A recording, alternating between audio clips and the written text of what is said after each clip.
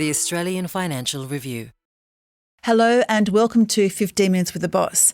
I really hope you enjoyed last week's extended version of Matt Comyn, the Chief Executive of Commonwealth Bank. This week, we're going to play an extended version of the podcast we recorded a couple of months ago with Janine Allis, the founder of Boost Juice. Again, there were so many great takeaways that just didn't make the final cut, so we're really hoping you'll enjoy a fuller conversation with Janine. Next week, we will return to our normal programming. Please enjoy.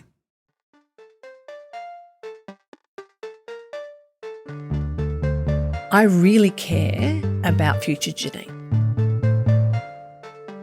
I had an aha moment years ago. I remember being in Fairhaven Beach in Victoria and I saw a woman, she was probably 88, with a surfboard under her arm. And I said, I want to be her. You know when people talk about this imposter syndrome, right? I think it's just bullshit, right?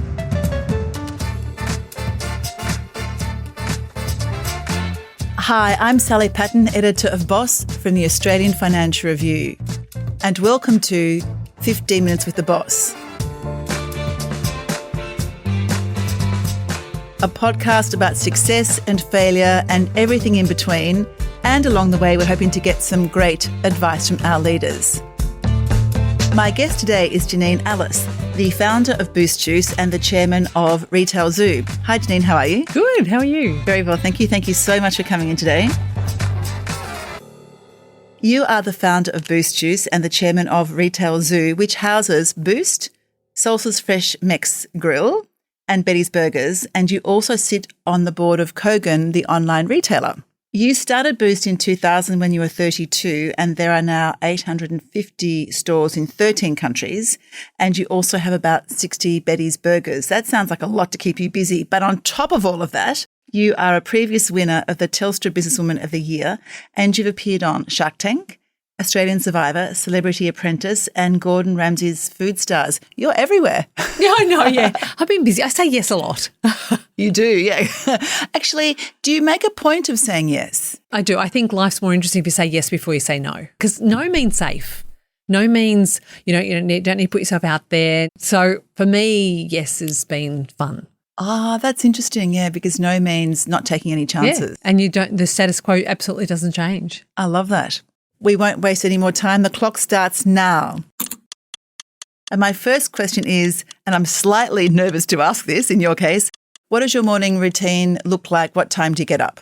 The alarm goes off about 5:15. I do the same thing every morning. So I get up, I have vitamins, I do my facial cream, blah, blah, blah. I go downstairs. By that stage, I've got 2 dogs and a cat following me at my feet. So I feed the cat first because it meows the loudest so the dogs can wait. I then put on my prana chai on the pot because it needs to brew. Right. I then feed the dogs because then they're at that stage they've done after they've done a wee, right? So then I've actually checked in and I check the surf. And so by the time the dogs are fed, the dishwasher's cleaned, and I've had more supplements and I have now got my chais now ready to brew, I then get in my car at about 10 to 6 to then head to the beach. And are you a surfer? Yes. On longboards or normal boards? Oh, my God, long boards. Right. So, yeah, so then we find a wave, some days successful, some days not, but every day I will get in the ocean. I truly believe there is something energetic about the ocean. I think that the minerals of the salt and watching the sunrise, and I mean, it's already proven that the circadian rhythms of watching the sunrise helps with sleep. So on every level, it does grounding, it does exercise, it does the social aspect of doing it with a girlfriend.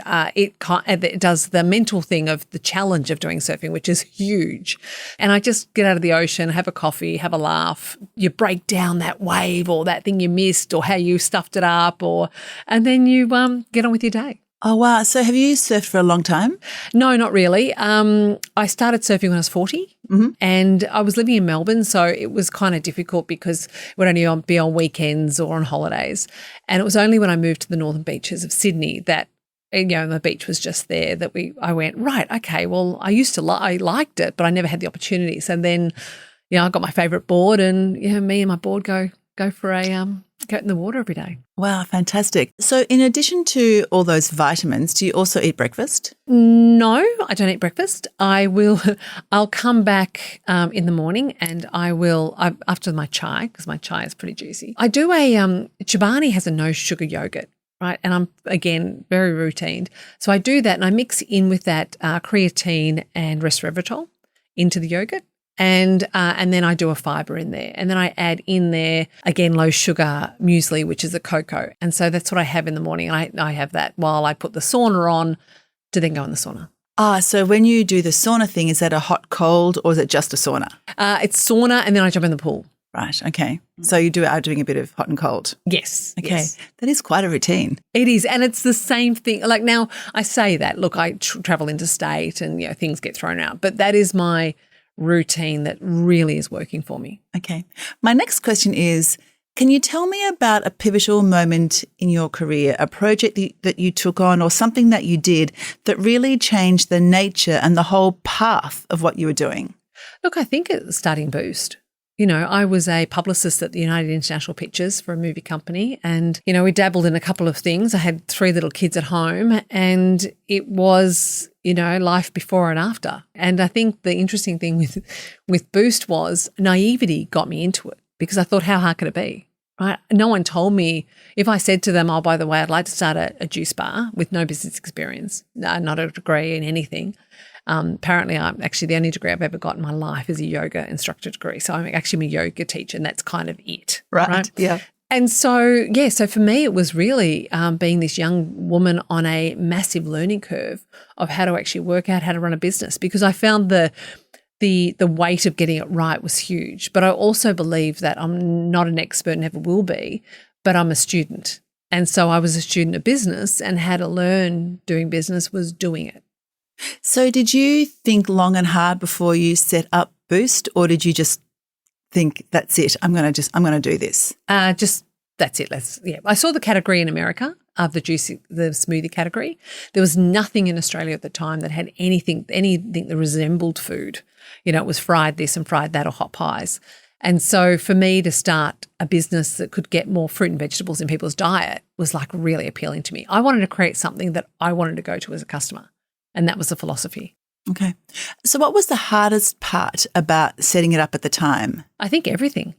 Like the year I started was the same year that GST came involved. And I went, right, okay, don't know how to do that. We'll have to work it out. So everything was, I had to work it out. I didn't understand about voltages of equipment. I didn't understand about DAs of sites. I didn't understand about leasing. I didn't understand about food. I didn't understand about the Food Standards Code. I can go on for the next 15 minutes about the stuff I didn't understand, which I won't. But the thing was that it was just doing it and going, okay, how do I learn? And then how do I create a system? And how do I create a process? So when you look at any brands, all brands start with thin air, an idea, and then they have to become a business that has 800 stores in 13 countries. Wow, it's a great story. So what's the best piece of career advice you've ever been given? Obviously hire slowly and fire fast is one thing, and making sure, because it's all about people. Your business is only successful as your weakest person. On that note, have you fired a lot of people as soon as their probation or just before their probation period has finished? Yeah, ideally, yes, that's pretty much. But then sometimes, the other thing I've done badly is I set people up to fail. I don't mean to, but, if they're really good at something, you go, all right, I'll give you more and more and more and more. And then suddenly they don't want to let you down, but they're not capable of what I've given them. I've done that before. And that's interesting. So have you learned from that and learned how to help people along the way rather than to set them up for failure? Yeah, I have. First and foremost, acknowledging that maybe they're not able to do that next step or ensuring that they're more prepared. So I think the key thing with any leader is that before you actually look at the person, you look at yourself first. Have I given them the resources? Have I given them the opportunity? Have I given them the tools? So if I can do that, and have I communicated, more importantly, what I needed done? So if I can tick all those boxes, and often I don't tick those boxes and I go, right, I need to look at that, then you can go, right, okay, well, maybe it's not working out. So I think the key thing is people. So, and it's also reviewing people, but not only just, it's not about firing fast, it's also about how do you communicate and be the best possible leader? How do you, give them the tools for them to be the best version of themselves? And how do you motivate them? How do you inspire them to create the unachievable? So besides hiring slowly and firing fast, what other great piece of career advice have you picked up? Again, with people, don't blunt their sword. Can you explain that? Yes. So what I mean by that is that Some person is, if they're really highly creative, right? And you go, right, you're a creative and you're in the role, don't try and make them analytical, right? So because quite often what you do is if you try and go, you need to do better paperwork, you need to do this, you got to do all these things or you got to do the analytics of what you're doing, well, suddenly you're killing their creativity. And so in actual fact, you're better off getting an analytical person with them and getting them to respect each other and see where the power is. That's where the true power comes from. And so not blunting their sword, I think, is really important too, and just putting the right people in the right roles. That's interesting. So do you think the same in terms of management? Just because someone is creative and is really good at what they do doesn't necessarily mean they're going to be a great manager. Correct. And they don't want to be a great manager. So have you made the mistake before of promoting someone to a manager when actually that was... Totally. Completely. And completely. And sometimes they don't even know it. They just go, oh, I should be progressing because I should be. Well, no, maybe you just love what you do and that's okay. So, but it's all about people. I think the other one is on a business sense is really understanding the numbers, and I do. And so, to make people accountable for their own areas. As your business gets bigger, you need to still think small. So, and how do you do that? And how you do it is by making people accountable for their areas. So instead of having this big black void of expenses, you break it into areas so people are accountable and rewarded and recognised for ensuring they manage those costs or drive those sales. Oh, so drive the numbers into as smaller parcels as you possibly can. Correct. And give people responsibility for that parcel. Correct. And educate them to understand it. Most people don't understand P&Ls, and the P&L is the most easy, simple form of maths you can possibly do. In other words, a profit and loss account. Correct. How much income did you get in? And what are the expenses that went out? And what's left? That is no more complicated than that. That's also really good advice. I love that. Okay, on that note, we are going to take a short break, but Janine, don't go away. We're going to come back and open our lovely chatterbox.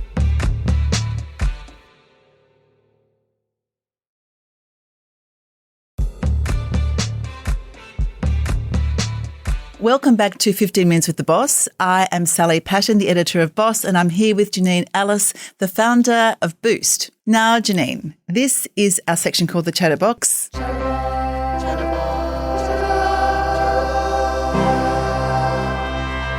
In front of you, as you can see, is this lovely, quite lo-fi, I'm afraid, cardboard box, inside which are about 15 questions. I'm going to ask you to pick some out one by one. Okay. And we'll do more Q&A. All right, there you go. Okay, great. Thank you.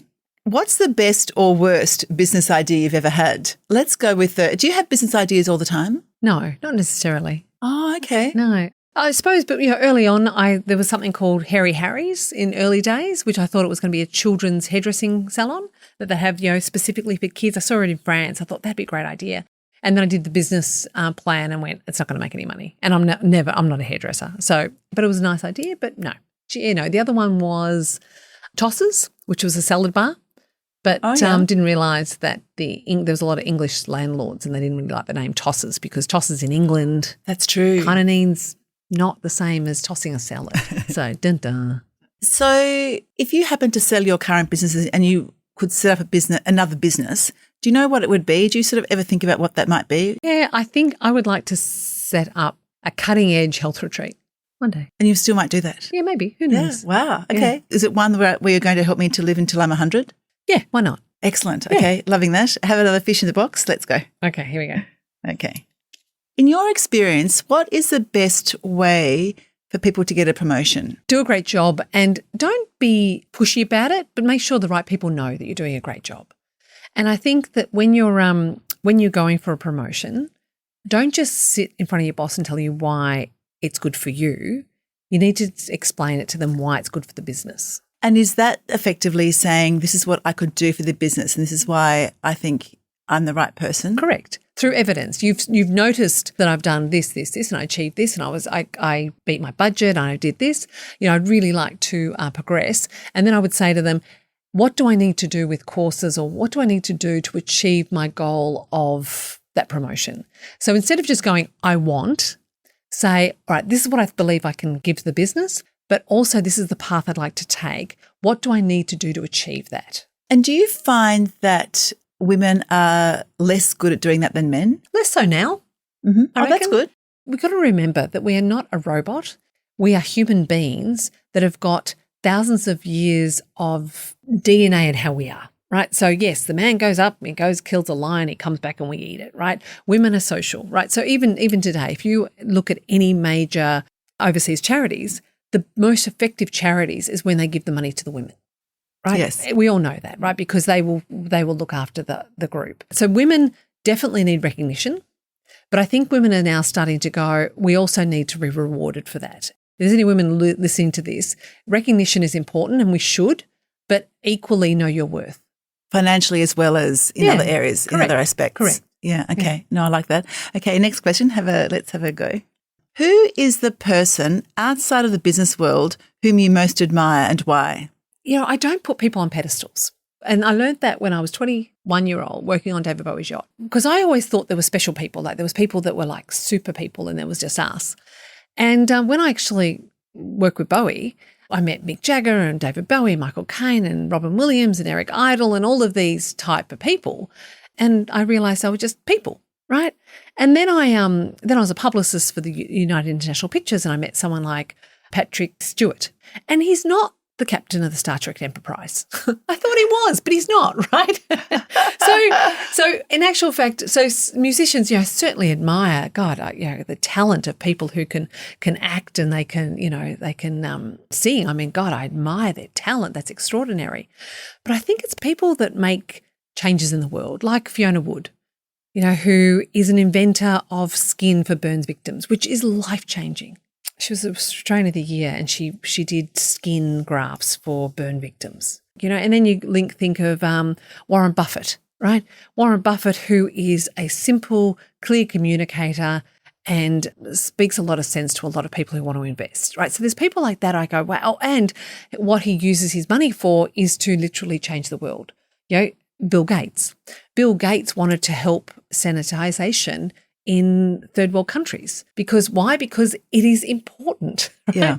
And so people like that are like extraordinary people, you know, people who, you know, helped with the vaccine for COVID, whether you thought it was right or wrong, those sort of people, which are quite extraordinary. Where I always thought one person can't change the world, it's whether those type of people can actually change how the world is and how we think. Yeah. And what we think is possible. So the fact that you have never put anybody up on a pedestal, at least since you were in your early 20s, has that somehow helped you in business because you don't hold people in awe? But I also don't hold myself in awe, right? So I don't hold people in awe, but I don't hold myself in awe. People who work for me, I always consider them working with me because I can't do it without them. Right. Yeah. I can't do it without a team of super smart people.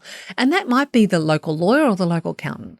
Now, I finished school at 16, right? My school didn't even go to year 12. It was a tech school. But equally, I never, ever felt that I was less than someone. All I felt was in a room that we needed to get shit done and I needed to learn a lot. And I hated paying legal fees. Right. And so my view was, I thought, and this didn't actually come to fruition, but I used to think, if I'm paying a lawyer who's been to school for 6 years to do law and I'm paying them $700 to $1,000 an hour, I want to not just go, is that contract right? Right. I want to make sure that I sit down and go through everything and learn. So, you know, I think that I know as much about trademarks, worldwide trademarks, than any other lawyer, right? Contract law, you know, I'm certainly no lawyer, but I've taken the time to understand it, so I know the right question to ask. The other thing I found out by having that curious mind is lawyers get it wrong a lot, and so do accountants a lot. And so if you just blindly go, oh, the lawyers looked over it and sign it, well, more for you, and don't actually complain in 5 years' time if you need to get that contract out, it's not what you want. So it sounds like your humility and your just desire to learn and to be across everything has really stood you in good stead. I don't see it as humility. I see it as understanding my knowledge base and understanding that I'm the student always. And I'm talking about that even this current era. You know, I've got, you know, a son who's a successful YouTuber. So if I'm talking about social media, I'm not going, I'm the parent, I'm the all-wise and knowing parent. I'm going, hey, Riley, can you help me with this? Or Oliver, what do you think of that? Or so, yeah, it's not humility. I think it's realism. Yeah. You know, when people talk about this imposter syndrome, right? I think it's just bullshit, right? Oh, okay. Tell me why. Well, because we are all learning. There is no one out there who's an expert. If someone turns to me and say, I am an expert in blah, then I just look at them and go, wow, that's really sad for you because there's nothing more for you to learn. I mean, I know I'm the 15 minutes with the boss. Well, I'm sorry if anyone's listening to you and not listening to an expert, right?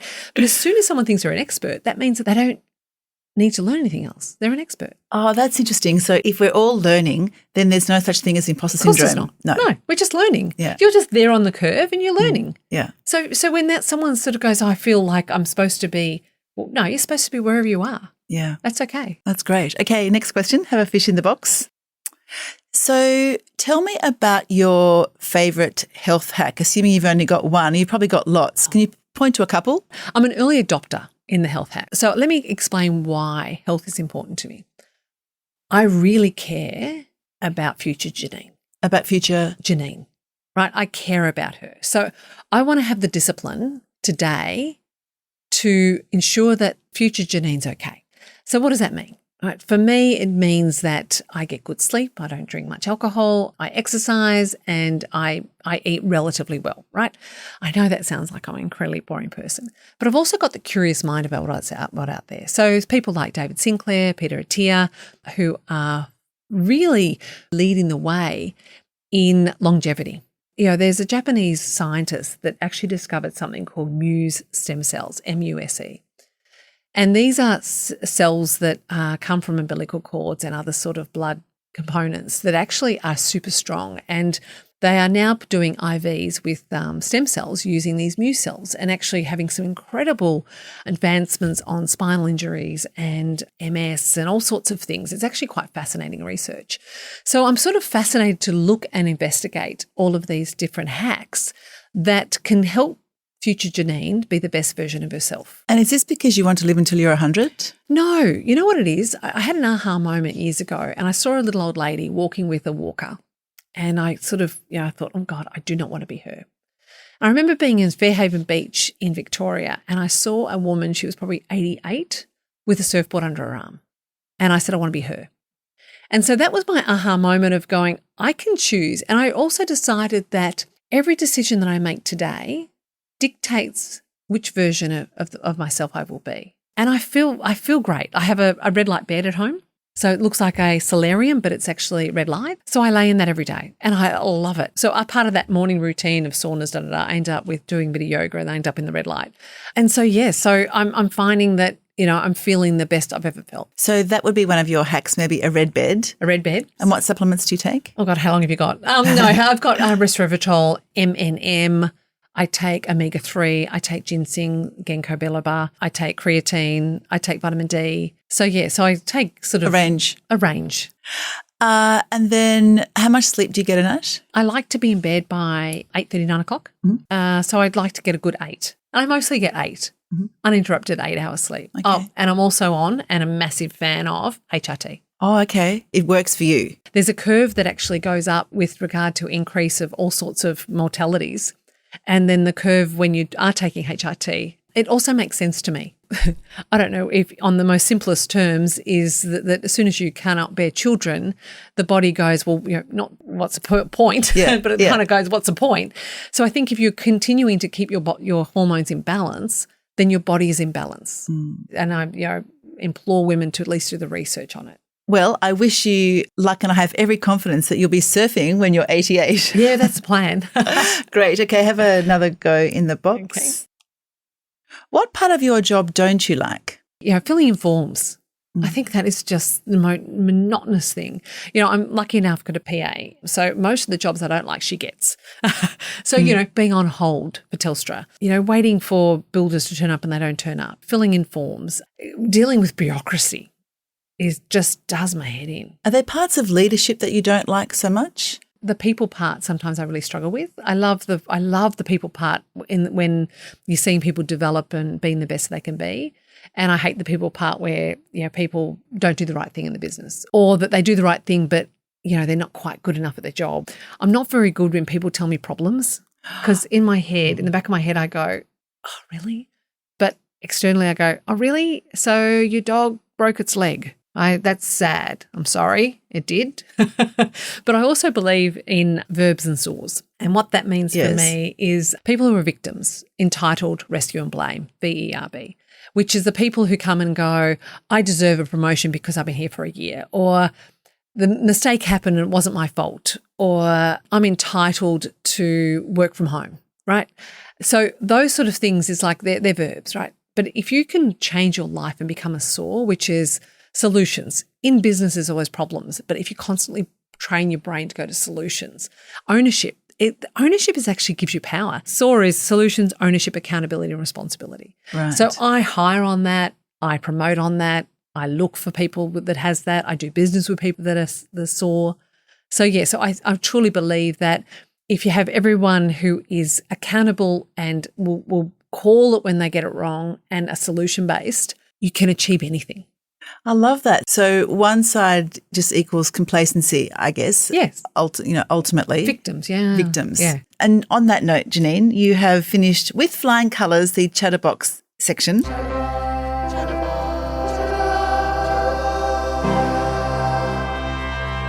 I now have one last question which we ask all our guests, and that is, if you weren't running Boost and Betty's Burgers and all the others, what would you be doing? I'd like to one day maybe do a health retreat. The longevity health space is booming. If we can get more people to consider their health, I mean, the amount of money people spend on cars and other stuff, but their health, I think I'd like to do that. I think that there's a lot of cutting edge stuff, which, we have to be safe with and we have to make sure that we know what we're doing. But I think there's a lot of stuff out there that could really help people. And it's not about living forever. I just want to live as healthy as I can until I'm not. Yeah. And so is 88 like that age, or do you think about an actual age, or just? I don't think an age. There's some super young 80-year-olds and there's super old 30-year-olds. So I don't think people are a number. I want to live as long as I can, as long as I'm healthy. Yeah. And if that's 80, great. If that's 150, great. But that's my goal. And Janine, that is our time up. Thank you so much. I've really enjoyed listening to you about your morning routine and the fact that you go into the water every morning and you get those minerals from the salt water on your skin. I love your health hack. You are preparing now to be the future Janine with a surfboard under your arm at the age of 88. I really like the idea that you should promote this people really only from the capabilities, because the alternative is that you might promote them too far and they'll fail and it won't be good for you either. I love the idea that you just say yes, because that is your chance to learn. So I'm going to adopt that. Don't say no. And I really like the idea that the successful people really should be all about solutions, ownership, accountability and responsibility, and don't be a victim. So thank you so much for allowing us to spend 15 minutes with the boss. It's been an absolute delight. Pleasure. And thank you to everyone for listening. If you like the podcast and would like to hear more, consider sharing the podcast or writing a review, as it helps us to reach more people. And follow us wherever you get your podcasts. At the Financial Review, we investigate the big stories about markets, business and power. For more, go to afr.com, and you can subscribe to the Financial Review, the daily habit of successful people, at afr.com/subscribe. This podcast was hosted by me, Sally Patton, produced and edited by Mandy Coolin. Our theme is by Alex Gower, and our executive producer is Fiona Buffini.